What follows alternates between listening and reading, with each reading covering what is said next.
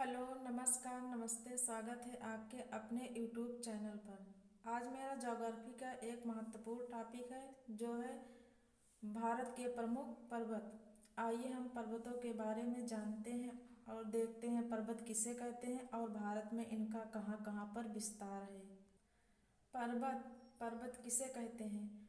जब धरती के अंदर का मैग्मा बाहर निकलकर लगभग 5,000 मीटर की ऊंचाई पर जमा होने लगता है, इस ऊंचाई को हम पर्वत के नाम से जानते हैं। इनकी ऊंचाई 5,000 मीटर से ऊपर होती है, उससे नीचे हम पर्वत का नाम नहीं दे सकते हैं।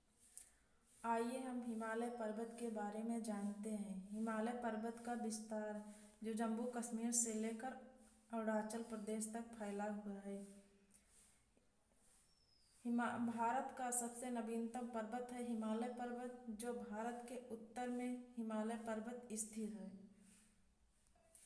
इस हिमालय पर्वत को हम उत्तर से दक्षिण के क्रम में 4 भागों में बांटकर पढ़ते हैं, जैसे ट्रांस हिमालय, बृहद हिमालय, मध्य हिमालय और शिवालिक हिमालय। जिसे शिवालिक हिमालय को हम उप हिमालय या पद प्रदेश के नाम से भी जानते हैं। आइए हम इनको क्रम से देखते हैं, ये कहाँ पर हैं और कहाँ स्थित हैं भारत में।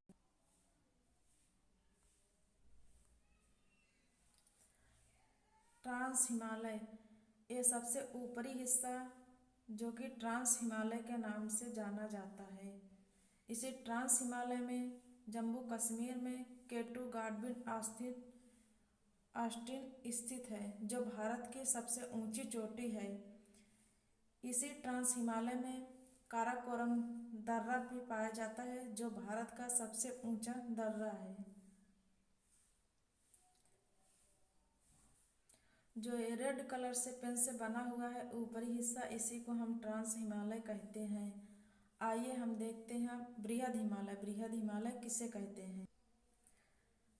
ट्रांस हिमालय के बाद दूसरे नंबर पर है बृहद हिमालय, जो यह नीली पेन से बना हुआ है, इसे हम बृहद हिमालय कहते हैं। जिसमें भारत ही की नहीं, विश्व की सबसे ऊंची चोटी जिसे माउंट एवरेस्ट के नाम से जाना जाता है, जो कि नेपाल में स्थित है, ये बृहद हिमालय का हिस्सा है। इसकी ऊंचाई 8,848.86 मीटर है, जो कि इसकी 0.86 मीटर ऊंचाई इसकी बढ़ गई है। पहले इसकी ऊंचाई थी 8,848 मीटर, जो कि ये बृहद हिमालय का हिस्सा है। इसी बृहद हिमालय का पार्ट है कंचनजंगा, जो कि बृहद हिमालय में स्थित है। बृहद हिमालय से 2 क्वेश्चन इंपॉर्टेंट बनते हैं कि माउंट एवरेस्ट कहाँ स्थित है, किस हिमालय में, और कंचनजंगा किस हिमालय में स्थित है। तो ये बृहद हिमालय का पार्ट है जो कि नेपाल में पड़ते हैं। माउंट एवरेस्ट नेपाल में पड़ता है, जबकि जो कंचनजंगा है वो भारत के सिक्किम में स्थित है, जिसे नेपाल में सागरमाथा के नाम से माउंट एवरेस्ट को जाना जाता है। भारत में इसे माउंट एवरेस्ट कहते हैं, लेकिन नेपाल में इसे सागरमाथा के नाम से जाना जाता है। आइए अब देखते हैं मध्य हिमालय, जो तीसरे नंबर पर बना हुआ है, इसे हम मध्य हिमालय कहते हैं। मध्य हिमालय की सबसे ऊंची चोटी है धौलावीरा, जो कि भारत में स्थित है। मध्य हिमालय जहाँ पर बहुत सारे पर्यटन स्थल पाए जाते हैं। मध्य हिमालय पर्यटन स्थलों के लिए जाना जाता है, जहाँ पर बद्रीनाथ, केदारनाथ, यमुनोत्री, गंगोत्री, धौलागिर, नंगा पर्वत, नंदा देवी आदि पर्वत श्रेणियाँ पाई जाती हैं। कभी कभी यहाँ से क्वेश्चन बनता है कि नंदा देवी किस हिमालय का भाग है, तो यह मध्य हिमालय का भाग है, जो कि भारत में स्थित है। आइए देखते हैं शिवालिक हिमालय। शिवालिक हिमालय भारत हिमालय के सबसे दक्षिण में स्थित है, जिसे हम शिवालिक हिमालय कहते हैं। इसका निर्माण सबसे बाद में हुआ है, इसकी ऊंचाई सबसे कम है, इसलिए इसे हम शिवालिक हिमालय या उप हिमालय कहते हैं। मध्य हिमालय और शिवालिक हिमालय के बीच में 2 घाट पाए जाते हैं, जिसे दून और द्वार कहते हैं, जैसे हरिद्वार और देहरादून। ये मध्य और शिवालिक हिमालय के बीच में स्थित हैं, जहाँ उत्तराखंड का हरिद्वार और देहरादून इसी दो हिमालय के बीच पड़ता है, मध्य हिमालय और शिवालिक हिमालय। ये तो हमने देख लिया हिमालय का उत्तर से दक्षिण विस्तार कैसे है। आगे चलते हैं, हम देखते हैं हिमालय का पूर्व से पश्चिम में विस्तार कैसे। पश्चिम से पूर्व में हिमालय का विस्तार। पंजाब हिमालय। पंजाब हिमालय जिसकी लंबाई है 560 किलोमीटर, यह सिंध और सतलज नदी के बीच स्थित है। जैसे यहाँ पर तिब्बत के मानसरोवर से सिंधु नदी होते हुए अरब सागर में गिरती है, और उसके नीचे जो सिंधु की सतलज सहायक नदी है, इन दो नदियों के बीच का जो क्षेत्र है उसे हम पंजाब हिमालय के नाम से जानते हैं। यहीं पर पंजाब हिमालय जो सिंध और सतलज नदी के बीच स्थित है, यहीं पर केटू गाडविन ऑस्टिन चोटी भी स्थित है, जो कि जम्मू कश्मीर में पड़ती है। आगे देखते हैं कुमायूं हिमालय, जो 320 किलोमीटर तक फैला हुआ है, जो सतलज और काली नदी के बीच स्थित है। इन दो नदियों के बीच का क्षेत्र जिसे हम कुमायूं हिमालय के नाम से जानते हैं, यहाँ पर धौलागिरी नामक सबसे ऊंची पर्वत श्रेणी है, जो कि भारत में स्थित है।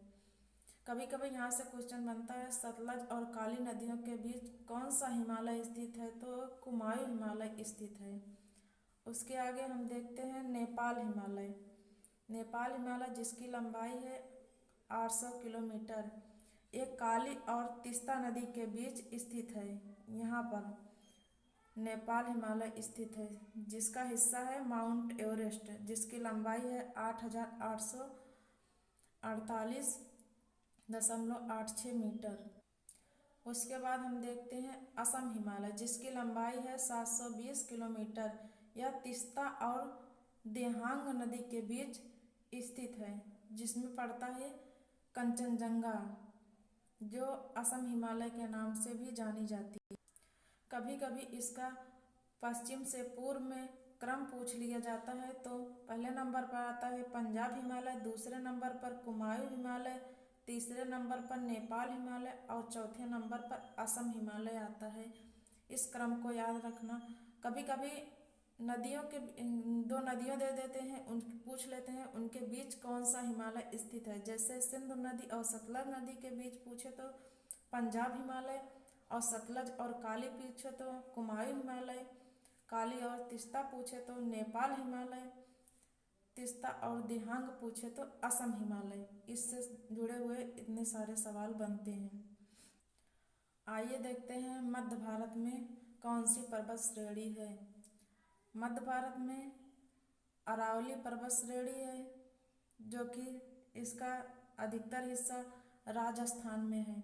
इसकी सबसे ऊंची चोटी है गुरु शिखर, जिसकी ऊंचाई है 1722 मीटर। आगे देखते हैं दक्षिण भारत की पर्वत श्रेणियाँ। सतपुड़ा की पर्वत श्रेणी, सतपुड़ा की पहाड़ियाँ। सतपुड़ा की पहाड़ी नर्मदा और ताप्ती नदी के बीच में पड़ती है। इसकी सबसे ऊंची चोटी है धूपगढ़, जिसकी ऊंचाई है 1350 मीटर। यह सतपुड़ा की सबसे ऊंची चोटी है। कभी कभी यहाँ से प्रश्न उठता है, सतपुड़ा की पहाड़ियाँ किन दो नदियों के बीच हैं, तो वह नर्मदा और ताप्ती। नर्मदा और ताप्ती नदी के बीच सतपुड़ा की पहाड़ी स्थित है। इसकी सबसे ऊंची चोटी, तो इसकी सबसे ऊंची चोटी धूपगढ़ की चोटी है, जिसकी ऊंचाई है 1350 मीटर। आइए आगे देखते हैं नीलगिरी की पर्वत श्रेणियाँ। नीलगिरी पर्वत श्रेणी। नीलगिरी पर्वत श्रेणी पूर्वी घाट और पश्चिमी घाट नीलगिरी पर्वत श्रेणी पर जाकर मिलते हैं। जैसे दक्षिण भारत में यह है पूर्वी घाट और ए है पश्चिमी घाट। पूर्वी और पश्चिमी घाट, कभी कभी यहाँ से प्रश्न उठता है पूर्वी और पश्चिमी घाट कहाँ पर मिलते हैं, तो पूर्वी और पश्चिमी घाट नीलगिरी की पहाड़ियों पर जाकर मिल जाते हैं। नीलगिरी पहाड़ी की सबसे ऊंची चोटी है जिसका नाम है डोडा बेट्टा। उसके बाद आता है अन्नामलाई की पहाड़ियाँ। अन्नामलाई की पहाड़ियों में सबसे ऊंची श्रेणी किसकी है, तो अनाईमुडी है। उसके बाद आता है इलायची की पहाड़ियाँ। उससे नीचे आता है नागरकोइल की पहाड़ियाँ। कभी कभी ये क्रम पूछ लिया जाता है कि उत्तर से दक्षिण में इनका क्रम बताइए, तो पहले ऊपर आ जाता है नीलगिरी पर्वत, फिर उसके बाद अन्नामलाई की पहाड़ियाँ, फिर उसके बाद इलायची की पहाड़ियाँ, फिर नागरकोइल की पहाड़ियाँ।